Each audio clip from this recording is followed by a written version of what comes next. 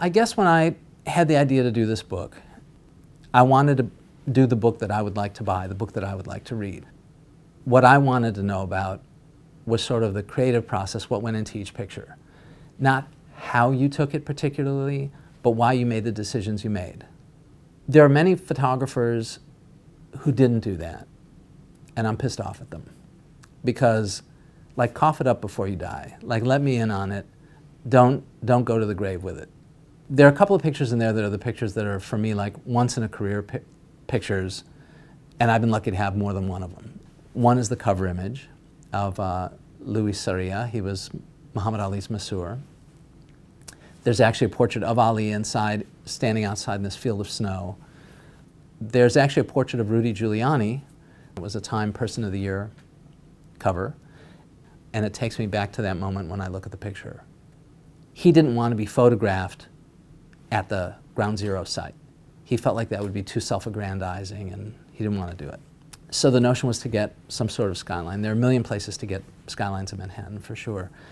Him kind of standing tall symbolically just seemed like a good idea.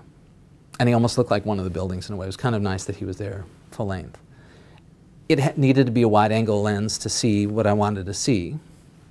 But if you use a wide-angle lens on a 35mm camera, everything's in focus. It just is. 4x5, it starts to separate out a little bit in terms of depth of field. And with the 8x10, I'm getting the sweep of a wide-angle lens, but I'm getting the selective focus of like an 85. And that was initially what I was thinking. And then I just cranked the lens around, and all of a sudden the plane of focus went through his face and into the Empire State Building. It was like this one little narrow plane of focus. He's lit to look like ambient light is lighting him. There are no octabanks following people around on the 70th floor buildings. So it would seem like all the light should come from underneath, and it did for that picture. And in a close-up like this, it would be monster lighting. But for the full figure, it was effect lighting, and I think it anchored him into the space. It anchored him into the place. If I hit him with something like a beauty dish or an octabank, it would have been a perfectly nice picture, and God knows we see lots of pictures like that all the time. They look great.